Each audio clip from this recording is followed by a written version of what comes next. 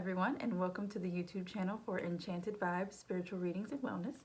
My name is Omo Waware Ogbuyomi, also known as Queen T, and I am a goddaughter of Priestess Ayanifa Oshunfunke, and I am the creator of Enchanted Vibes and the owner of Vibing High. So this video is the enchanted basics of rituals and magic, the setting up of sacred space and ritual protocol.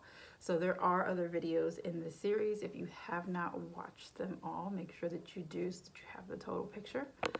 In this video, I'm just going to be talking about ways that you can set up sacred space before you start working. For those of you that don't know, setting sacred space is a crucial part of any working. You don't want any negative or weird energy in your space while you're doing spiritual work, and no matter how big or how small it is, you want to make sure that you're going to set up a sacred space. The first thing you need to do is clear any negative energy in the space around you. You can use things like Palo Santo, Adian, lemongrass, cedar, sage.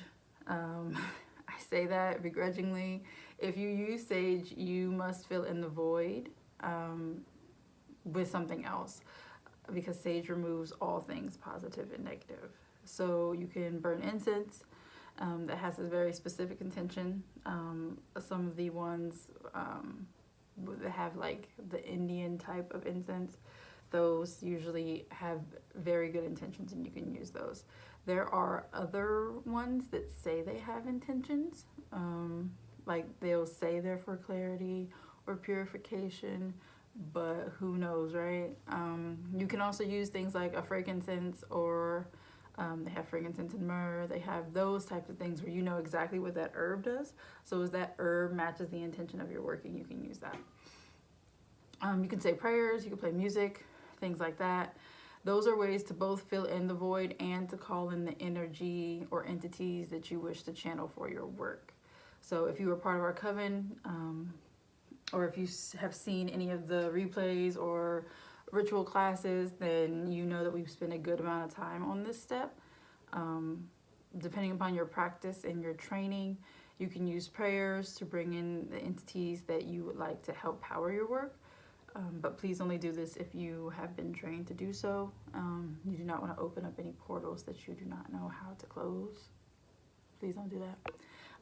Music is a wonderful way to keep your thoughts on your intention during the assembly of your working, and to keep the energy of the working up that you need it to be, especially if your working is very specific to a very specific thing. So like I have a playlist for every type of working that I do.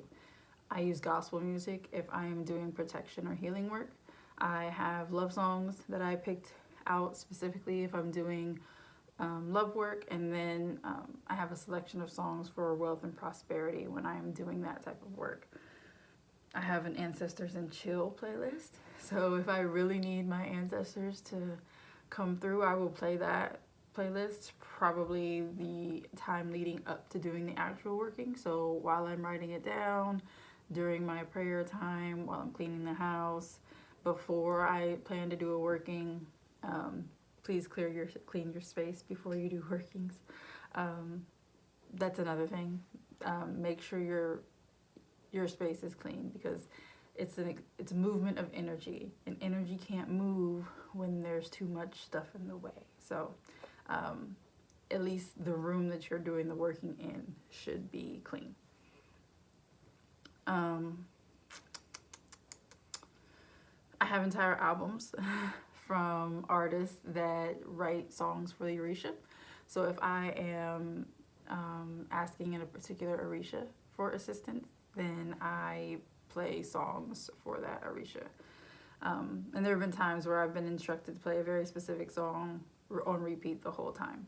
I was doing a prosperity working, and there was one song that I was to play the entire time. I couldn't play another song, which was fine. I like the song, but just make sure you divine before you get started, and while you're writing down your process, to see if music is even necessary or wanted, because sometimes they don't want to hear it, and they'll tell you. Another part of the process of setting up sacred space is offerings. So if you are asking your ancestors or other entities to help with your work, you should offer them something in exchange. Again, it's an exchange of energy. You don't want to just be taking energy and then not giving anything back. If you don't know what the energy wants, you probably shouldn't be working with that energy. Do not make offerings to deity that you don't know what they want. If you have not worked with that and been trained under the guidance of an elder to work with that energy, don't do it. If you are new and you don't have a godmother or a baba or an Iyanifa or a Ielorisa, do not try to call Oshun into your working. Please do not. Please do not.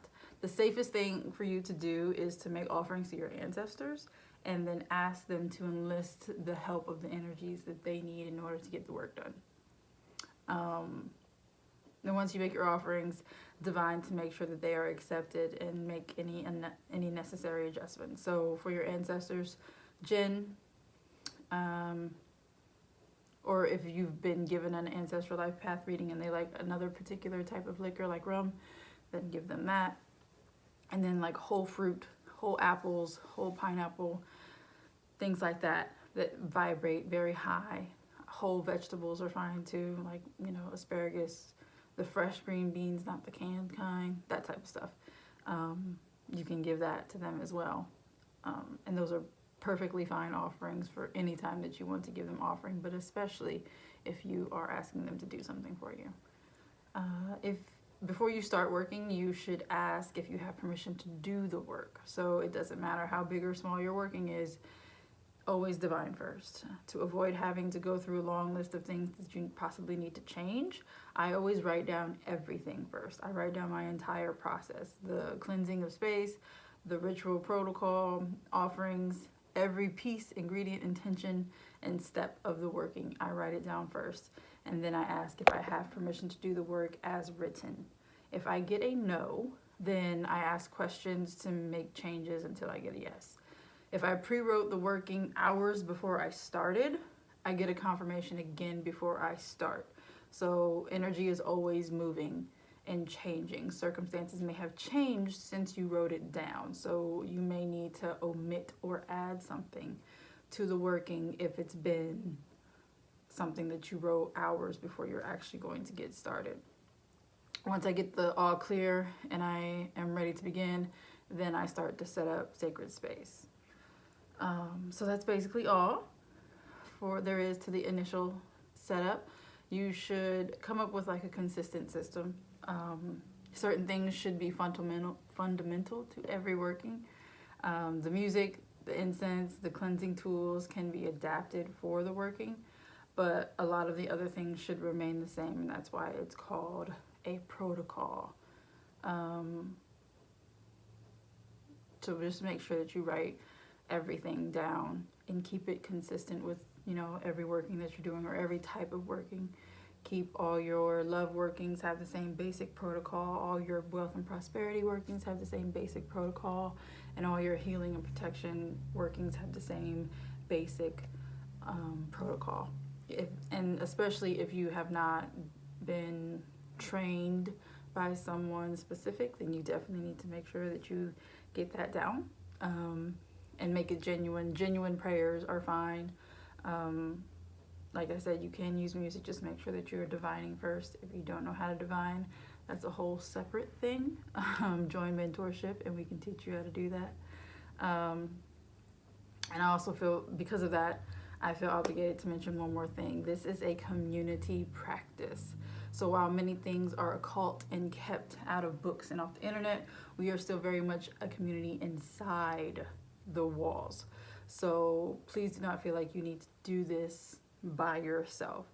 You could watch every video that I make and you will not learn all it is that you need to learn, because I omit things purposely from my videos because they are occult.